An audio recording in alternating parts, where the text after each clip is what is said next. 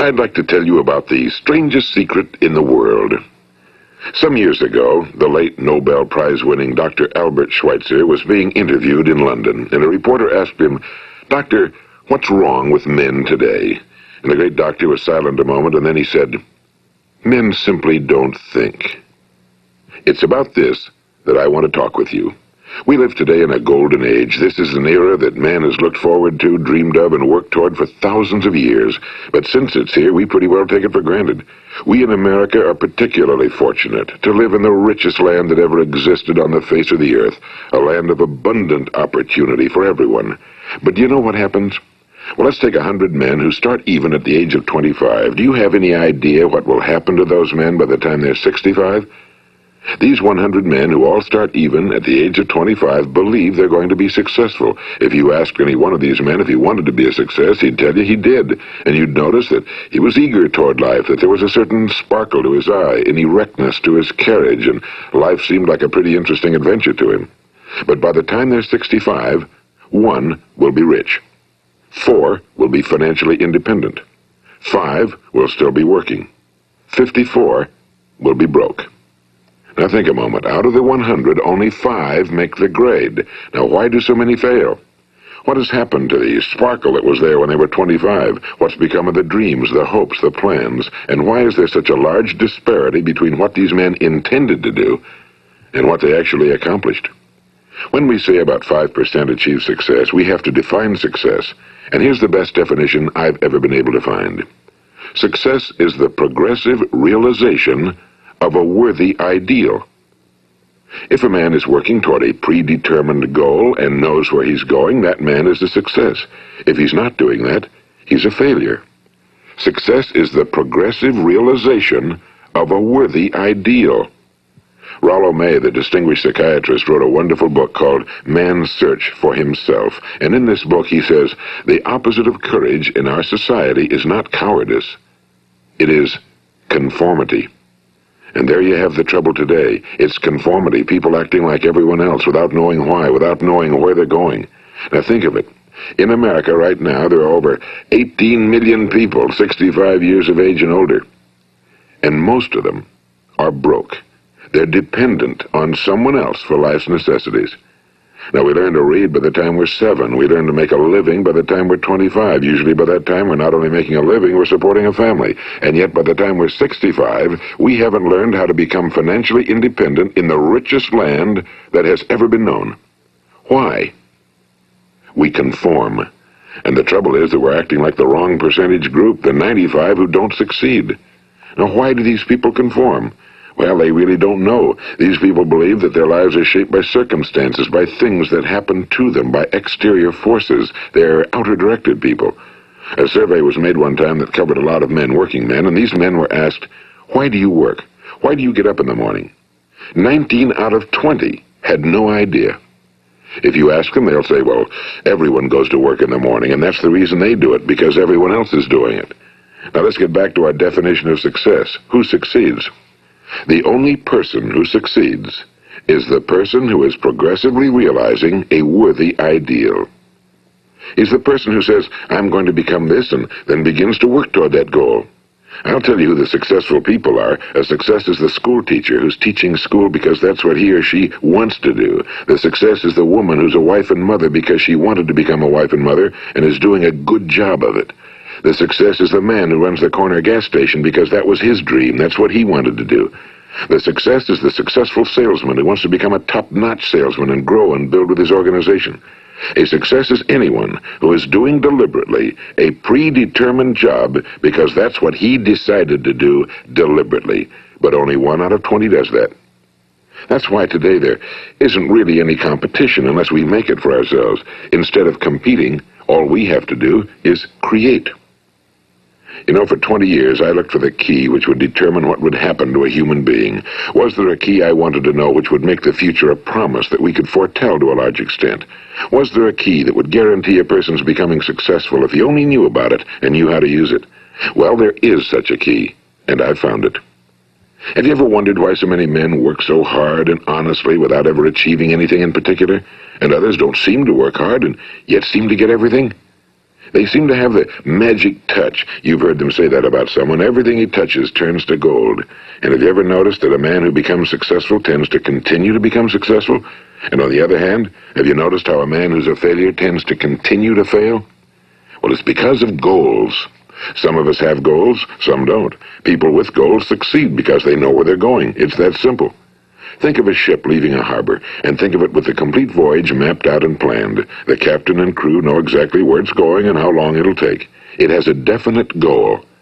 Now, 9,999 times out of 10,000, it will get to where it started out to get. Now, let's take another ship, just like the first, only let's not put a crew on it or a captain at the helm. Let's give it no aiming point, no goal, no destination. We just start the engines and let it go. I think you'll agree with me that if it gets out of the harbor at all, it will either sink or wind up on some deserted beach, a derelict.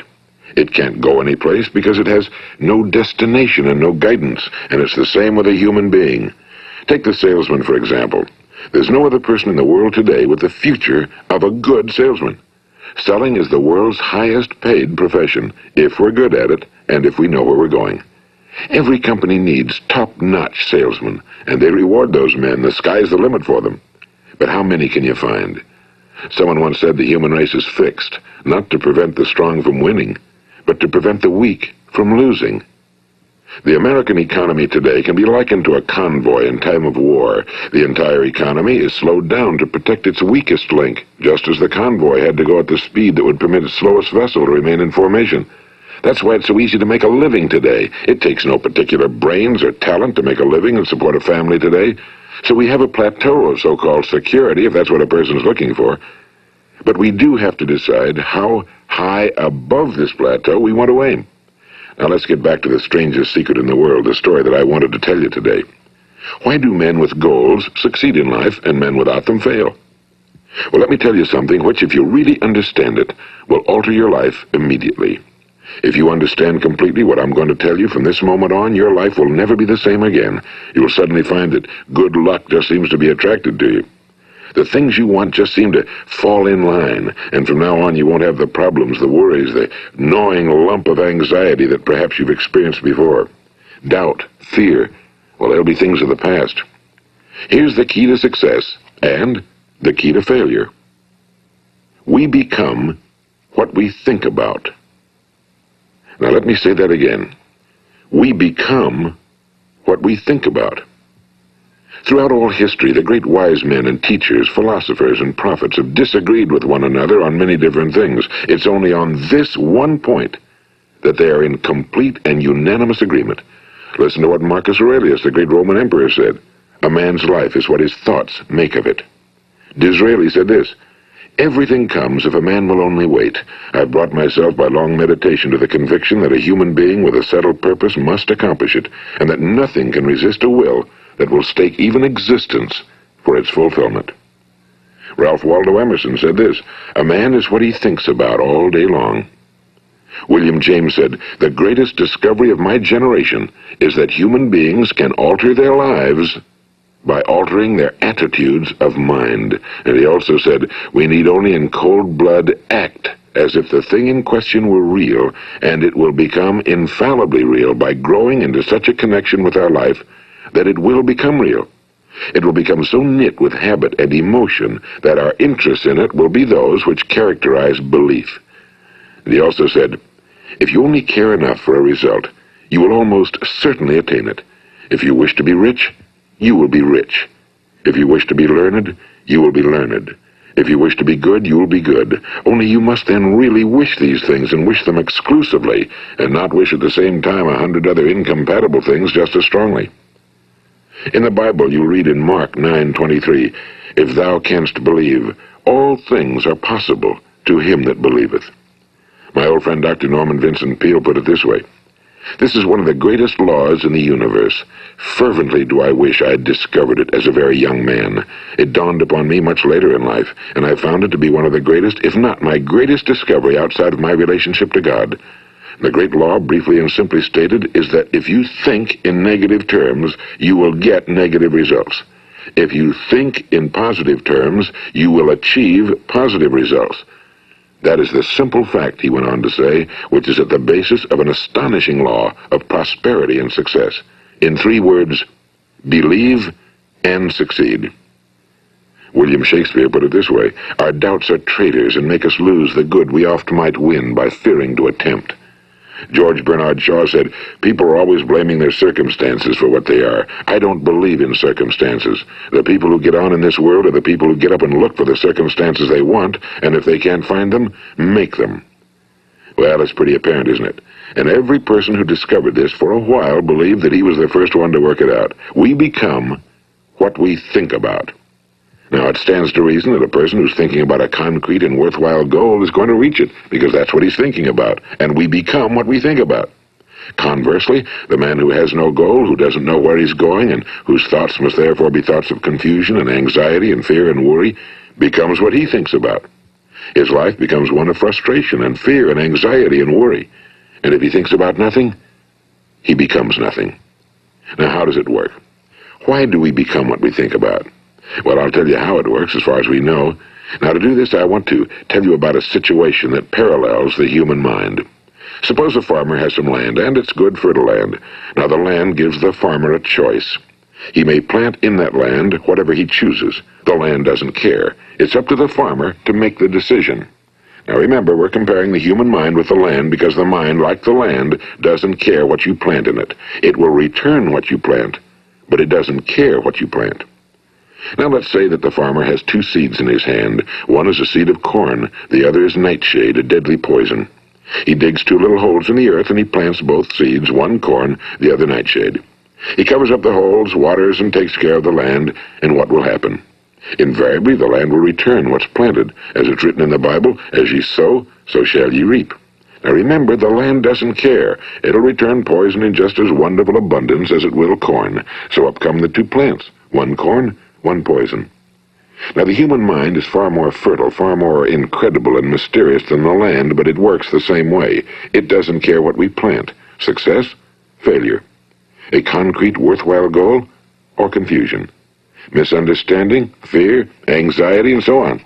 But what we plant, it must return to us. You see, the human mind is the last great unexplored continent on Earth. It contains riches beyond our wildest dreams. It will return anything we want to plant.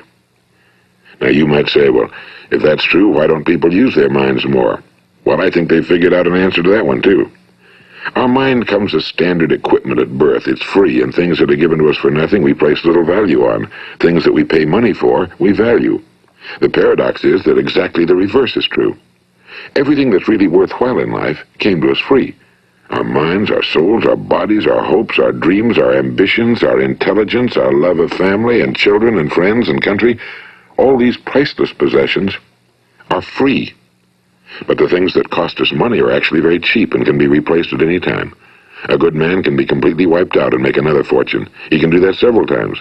Even if our home burns down, we can rebuild it. But the things we got for nothing, we can never replace. The human mind isn't used because we take it for granted. Familiarity breeds contempt. It can do any kind of job we assign to it, but generally speaking, we use it for little jobs instead of big, important ones. Universities have proved that most of us are operating on about 10% or less of our abilities. So decide now, what is it you want? Plant your goal in your mind. It's the most important decision you'll ever make in your entire life. What is it you want? Do you want to be an outstanding salesman? A better worker at your particular job? Do you want to go places in your company, in your community? Do you want to get rich? All you've got to do is plant that seed in your mind, care for it, work steadily toward your goal, and it will become a reality. It not only will, there's no way that it cannot. You see, that's a law, like the laws of Sir Isaac Newton, the laws of gravity. If you get on top of a building and jump off, you'll always go down. You'll never go up, and it's the same with all the other laws of nature. They always work. They're inflexible. Think about your goal in a relaxed, positive way. Picture yourself in your mind's eye as having already achieved this goal. See yourself doing the things you will be doing when you've reached your goal. Ours has been called the phenobarbital age, the age of ulcers and nervous breakdowns and tranquilizers, at a time when medical research has raised us to a new plateau of good health and longevity. Far too many of us worry ourselves into an early grave, trying to cope with things in our own little personal ways, without learning a few great laws that will take care of everything for us. These things we bring on ourselves through our habitual way of thinking. Every one of us is the sum total of his own thoughts. He is where he is because that's exactly where he really wants to be, whether he'll admit that or not. Each of us must live off the fruit of his thoughts in the future, because what you think today and tomorrow, next month and next year, will mold your life and determine your future. You're guided by your mind. I remember one time I was driving through eastern Arizona, and I saw one of those giant earth-moving machines roaring along the road at about 35 miles an hour with what looked like 30 tons of dirt in it. A tremendous, incredible machine, and there was a little man perched way up on top with the wheel in his hands guiding it. And as I drove along, I was struck by the similarity of that machine to the human mind. Just suppose you're sitting at the controls of such a vast source of energy. Are you going to sit back and fold your arms and let it run itself into a ditch? Or are you going to keep both hands firmly on the wheel and control and direct this power to a specific, worthwhile purpose? It's up to you. You're in the driver's seat. You see, the very law that gives us success is a two-edged sword. We must control our thinking. The same rule that can lead a man to a life of success, wealth, happiness, and all the things he ever dreamed of for himself and his family. That very same law can lead him into the gutter. It's all in how he uses it, for good or for bad. This is the strangest secret in the world. Now, why do I say it's strange, and why do I call it a secret? Actually, it isn't a secret at all. It was first promulgated by some of the earliest wise men, and it appears again and again throughout the Bible, but very few people have learned it, understand it. That's why it's strange, and why for some equally strange reason it virtually remains a secret. I believe that you could go out and walk down the main street of your town and ask one man after another what the secret of success is, and you probably wouldn't run into one man in a month who could tell you. Now, this information is enormously valuable to us if we really understand it and apply it. It's valuable to us not only for our own lives, but the lives of those around us, our families, employees, associates, and friends. Life should be an exciting adventure. It should never be a bore. A man should live fully, be alive. He should be glad to get out of bed in the morning. He should be doing a job he likes to do because he does it well. One time I heard Grove Patterson, the great late editor-in-chief of the Toledo Daily Blade, make a speech, and as he concluded his speech, he said something I've never forgotten. He said, "My years in the newspaper business have convinced me of several things. Among them, that people are basically good, and that we came from someplace, and we're going someplace. So we should make our time here an exciting adventure. The architect of the universe didn't build a stairway leading nowhere." And the greatest teacher of all, the carpenter from the plains of Galilee, gave us the secret time and time again. As ye believe, so shall it be done unto you. I've explained the strangest secret in the world and how it works. Now, on this side, I want to explain how you can prove to yourself the enormous returns possible in your own life by putting this secret to a practical test. I want you to make a test that will last 30 days.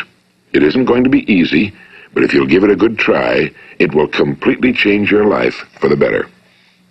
Now, back in the 17th century, Sir Isaac Newton, the English mathematician and natural philosopher, gave us some natural laws of physics which apply as much to human beings as they do to the movement of bodies in the universe.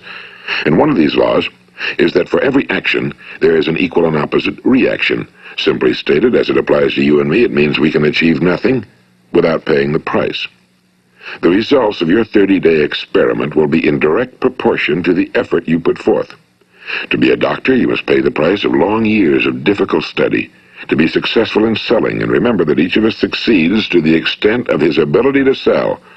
Selling our families on our ideas, selling education in schools, selling our children on the advantages of living the good and honest life, selling our associates and employees on the importance of being exceptional people. To, of course, the profession of selling itself. But to be successful in selling our way to the good life, we must be willing to pay the price. Now, what is that price? Well, it's many things. First, it's understanding emotionally, as well as intellectually, that we literally become what we think about, that we must control our thoughts if we're to control our lives. It's understanding fully that as ye sow, so shall ye reap. Second, it's cutting away all fetters from the mind and permitting it to soar as it was divinely designed to do. It's the realization that your limitations are self-imposed and that the opportunities for you today are enormous beyond belief. It's rising above narrow-minded pettiness and prejudice.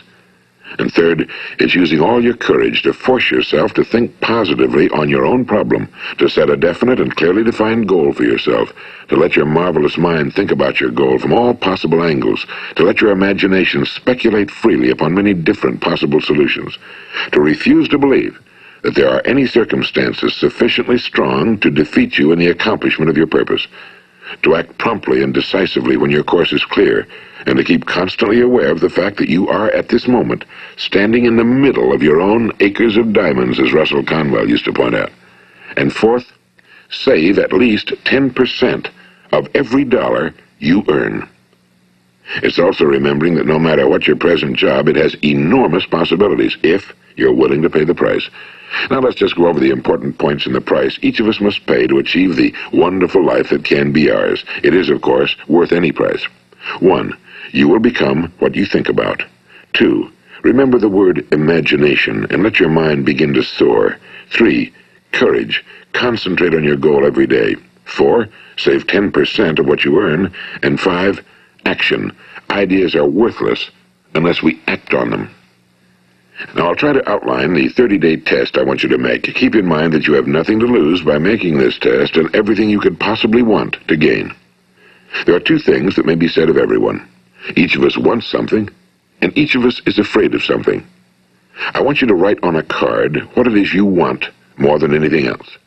It may be more money. Perhaps you'd like to double your income or make a specific amount of money. It may be a beautiful home. It may be success at your job. It may be a particular position in life. It could be a more harmonious family. Each of us wants something.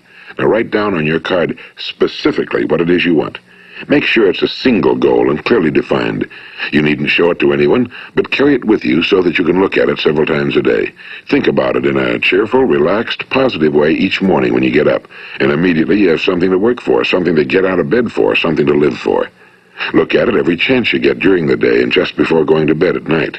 And as you look at it, remember that you must become what you think about, and since you're thinking about your goal, you realize that soon it will be yours. In fact, it's yours really the moment you write it down and begin to think about it. Look at the abundance all around you as you go about your daily business. You have as much right to this abundance as any other living creature. It's yours for the asking. Now we come to the difficult part. Difficult because it means the formation of what is probably a brand new habit, and new habits are not easily formed. Once formed, however, it will follow you for the rest of your life. Stop thinking about what it is you fear. Each time a fearful or negative thought comes into your consciousness, replace it with a mental picture of your positive and worthwhile goal. And there'll come times when you'll feel like giving up. It's easier for a human being to think negatively than positively. That's why only 5% are successful. You must begin now to place yourself in that group. For 30 days, you must take control of your mind. It will think about only what you permit it to think about. Each day for this 30-day test, do more than you have to do. In addition to maintaining a cheerful, positive outlook, give of yourself more than you've ever done before. Do this knowing that your returns in life must be in direct proportion to what you give. The moment you decide on a goal to work toward, you're immediately a successful person. You are then in that rare and successful category of people who know where they're going. Out of every 100 people, you belong to the top 5. Don't concern yourself too much with how you're going to achieve your goal. Leave that completely to a power greater than yourself. All you have to do is know where you're going. The answers will come to you of their own accord and at the right time. Remember these words from the Sermon on the Mount, and remember them well. Keep them constantly before you this month of your test. Ask, and it shall be given you. Seek, and ye shall find. Knock, and it shall be opened unto you. For every one that asketh receiveth, and he that seeketh findeth, and to him that knocketh it shall be opened. It's as marvelous and as simple as that. In fact, it's so simple that in our seemingly complicated world, it's difficult for an adult to understand that all he needs is a purpose and faith. For 30 days, do your very best. If you're a salesman, go at it as you've never done before, not in a hectic fashion, but with the calm, cheerful assurance that time well spent will give you the abundance in return you deserve and want. If you're a homemaker, devote your 30-day test to completely giving of yourself without thinking about receiving anything in return, and you'll be amazed at the difference it makes in your life. No matter what your job, do it as you've never done it before for 30 days. And if you've kept your goal before you every day, you'll wonder and marvel at this new life you've found. Dorothea Brand, the outstanding editor and writer, discovered it for herself and tells about it in her fine book, Wake Up and Live. Her entire philosophy is reduced to the words, act as though it were impossible to fail. She made her own test with sincerity and faith, and her entire life was changed to one of overwhelming success. Now, you make your test for 30 full days. Don't start your test until you've made up your mind to stick with it. You see, by being persistent, you're demonstrating faith.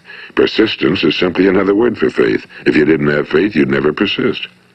If you should fail during your first 30 days, by that I mean suddenly find yourself overwhelmed by negative thoughts, you've got to start over again from that point and go 30 more days. Gradually, your new habit will form until you find yourself one of that wonderful minority to whom virtually nothing is impossible. And don't forget the card. It's vitally important as you begin this new way of living. On one side of the card, write your goal, whatever it may be. On the other side, write the words we've quoted from the Sermon on the Mount. Ask, and it shall be given you. Seek, and ye shall find. Knock, and it shall be opened unto you. Nothing great was ever accomplished without inspiration. See that during these crucial first 30 days, your own inspiration is kept at a peak. And above all, don't worry. Worry brings fear, and fear is crippling. The only thing that can cause you to worry during your test is trying to do it all yourself. Know that all you have to do is hold your goal before you. Everything else will take care of itself. Remember also to keep calm and cheerful. Don't let petty things annoy you and get you off course. Now, since making this test is difficult, some will say, why should I bother? Well, look at the alternative.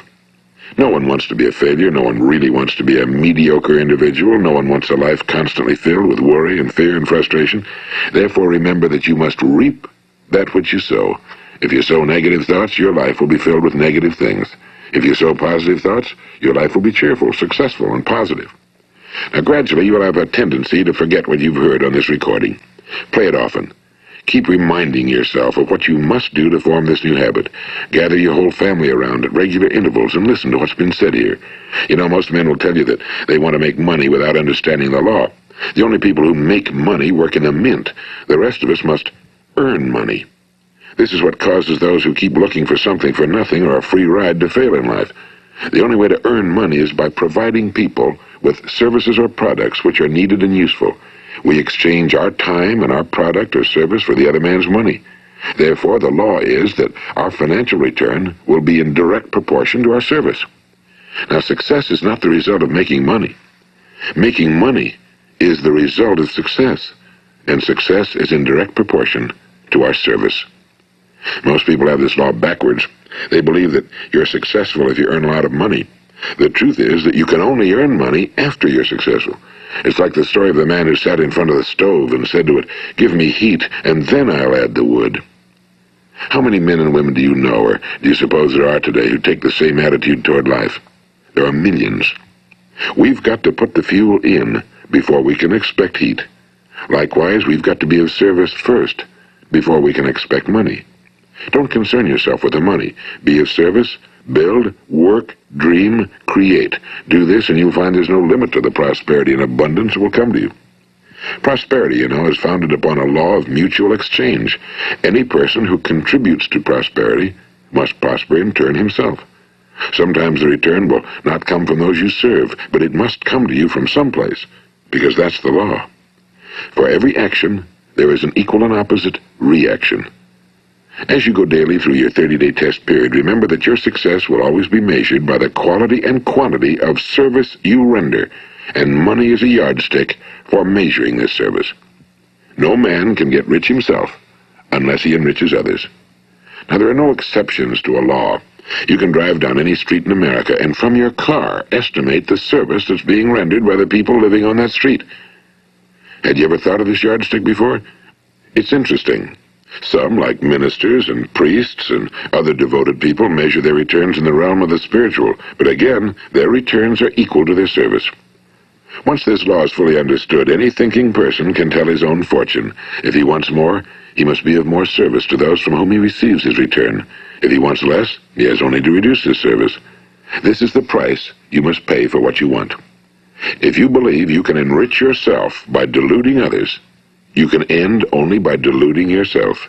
It may take some time, but just as surely as you breathe, you'll get back what you put out. Don't ever make the mistake of thinking you can avert this. It's impossible. The prisons and the streets where the lonely walk are filled with people who tried to make new laws just for themselves. We may avoid the laws of man for a while, but there are greater laws that cannot be broken. An outstanding medical doctor recently pointed out 6 steps that will help you realize success. 1. Set yourself a definite goal. 2. Quit running yourself down. 3. Stop thinking of all the reasons why you cannot be successful and instead think of all the reasons why you can. 4. Trace your attitudes back through your childhood and try to discover where you first got the idea you couldn't be successful, if that's the way you've been thinking. 5. Change the image you have of yourself by writing out a description of the person you would like to be. And 6. Act the part of the successful person you have decided to become. The doctor who wrote those words is a noted West Coast psychiatrist, Dr. David Harold Fink. Do what the experts since the dawn of recorded history have told you you must do. Pay the price by becoming the person you want to become. It's not nearly as difficult as living unsuccessfully. Make your 30-day test, then repeat it again, and each time it will become more a part of you until you'll wonder how you could ever have lived any other way. Live this new way and the floodgates of abundance will open and pour over you more riches than you may have dreamed existed. Money? Yes, lots of it. But what's more important, you'll have peace. You'll be in that wonderful minority who lead calm, cheerful, successful lives. Start today. You have nothing to lose, but you have a whole life to win. This is Earl Nightingale, and thank you.